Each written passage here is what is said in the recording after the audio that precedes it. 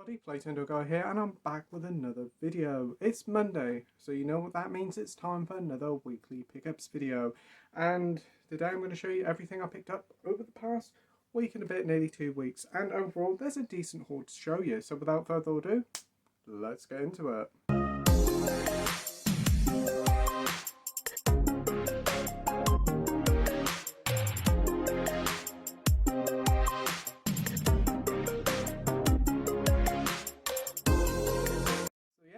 Over the past week and a half, I picked up quite a fair bit of stuff. Last week I didn't have quite a lot to show, so I didn't really do a video, but this week I've got a substantial haul, so yeah, there's quite a few to get through. I'm currently sitting in the bedroom with all the curtains closed and the light on because it's like a sauna in this house, and I look like I have just come out of a sauna. My face is that red, but let's try and get through all the pickups and deliveries of the week. So first up, I've got a couple of DVDs.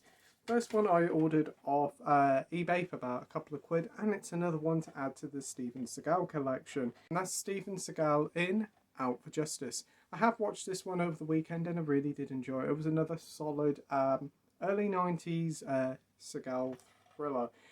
Quite brutal, some great action scenes in it, not too long as well. I think there is a Blu-ray you can get, but the Blu-ray's quite expensive, so I got a brand new copy on DVD for like only about 3 quid, so it wasn't too bad. But yeah, definitely one of the better Seagal films I've watched. My favourite's still Under Siege 2 and Hard to Kill, but this one's probably in the top 5, so that's Out for Justice. Next one is another DVD, and this one's not long been out, but I've been wanting to get it for a little while, and unfortunately they never did a Blu-ray over here in this country. I could import one from Germany, but it's about 15-16 quid.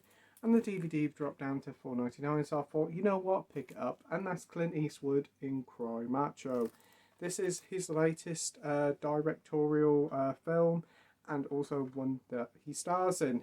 He filmed this at the ripe age of 91, so it's still an incredible achievement that he's still making and starring films at that age. I've not heard the greatest things about this film. I've heard it's very slow and not a lot happens, but for $4.99, I'm very happy to have it in the collection. So yeah, it'd be interesting to see what this one's like. All I know is like it's about a cockerel. That's all I know, and it's got Clint Eastwood in. So yep, that's Cry Macho. I ordered a couple of films from H&V as Disney. Some of their Marvel 20th Century Fox films have been reduced, and 2 of their recent releases that have been reduced. I ordered a couple from H&V and they arrived about a week and a half ago. As Disney did a sale on some of their titles, a lot of their newer releases were reduced to $9.99 on Blu-ray. So I picked up Kenneth Branagh's Death on the Nile. I watched this on Disney Plus at the start of the year, and you know what, I really did enjoy it. I actually kind of preferred it to Murder on the Orient Express. Okay, I think the cast is definitely better in Orient Express, but this one just, I don't know, I just seem to enjoy this one quite a lot more. It starts off with an origin story on how Poirot got his moustache, and then it eventually leads up to the death on the Nile, which doesn't actually happen until about an hour into the film. But the cast here is pretty good. One of the standouts here has to be Russell Brand. I haven't actually seen him in a film for absolute years, and he was surprisingly really good here. The film does rely heavily on CGI, and I think it comes to a point that it can feel a bit too much CGI, but overall, I did really enjoy it. It's not as good as Belfast, but I did really enjoyed it. So that's Death on the Nile. And I look forward to see where they go with these Agatha Christie's whodunit in the future. Because apparently Kenneth Branagh wants to do like a whole sort of cinematic universe of Agatha Christie's mysteries. Yeah, well, we'll see about that one. But yeah, that's Death on the Nile. And this was only $10.99. And it's in one of these new Disney-style eco cases, which I'm very unsure about, but it seems to be the way Disney's going. Also coming in one of these small little cases, Nightmare Alley, directed by Guillermo del Toro, if I pronounced his name right. This looks like a neo-noir. It looks like a noir sort of film. I heard it was actually a remake of an old 40s or 50s film. Don't really know too much about it, but it's got a great cast with Bradley Cooper, Toni Collette in it, as well as the brilliant Cate Blanchett, so that's enough to win me over. I've seen the trailer and I'm pretty certain Willem Dafoe's in it as well. Don't know a lot about it, but I've heard good things, so I'm looking forward to watching Nightmare Alley. Next up is a film that I didn't know existed, and I just stumbled upon it by looking online, as you do. And it's the Pet Shop Boys in It Couldn't Happen Here. Yes, the Pet Shop Boys in the late 80s produced a movie. If you can remember the song Always on My Mind, the #1 hit for Christmas in the late 80s, that music video was took out of here. I never knew that till today. Well, when I picked up this film. I haven't seen this yet, but I watched the trailers and it looks absolutely completely out there. It seems like they just chucked a load of money at it and just see if it worked. Unfortunately, it didn't prove to be a success, and it was pretty much forgotten about until BFI picked it up and restored it a few years ago. This one includes the DVD and the Blu-ray, which is cool, and it also comes with a load of special features. From what I gather, it seems to be them going on a sort of musical journey, sort of road trip from their own home coast towns to the city and meeting loads of strange and wacky characters along the way. It does actually have a decent cast here. We do have Barbara Windsor here, as well as Gareth Hunt, as well as Josh Ackland, who is also in the Always on My Mind music video as the guy in the back of the cab. But yeah, it looks absolutely bonkers. I have no idea what to expect for it. Probably it's just going to be more or less an excuse just to have all the Pet Shop Boys music in a film, but I'm so intrigued to see what it's like. It's probably going to be terrible, but the music, as we know, will probably be fantastic. You do get a load of special features here, which is really, really cool.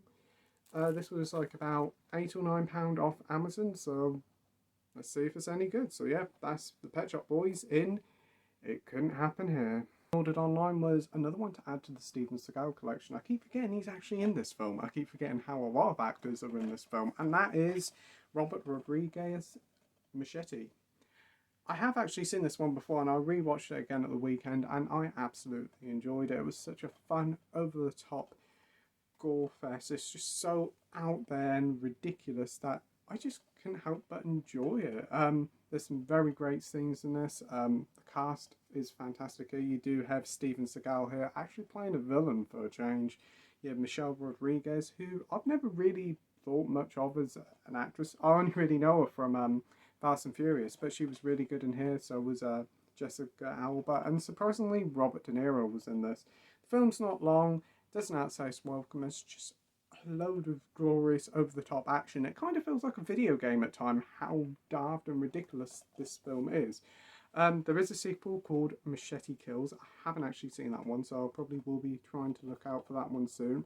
This one cost me about £2.50, £3, and it comes with this lovely sort of rough style slip. So yeah, that is Machete. Next up, I went into H&V at the weekend, and there was a couple of titles I wanted that were on offer, and I did have a look at the sale rail, and I did notice this film here. It's been here for a little while, and I've been and ahhing about picking it up for ages. I have seen it before. It's a pretty good film. It's not my favourite film of the 80s, but it's always a great watch when it's on TV.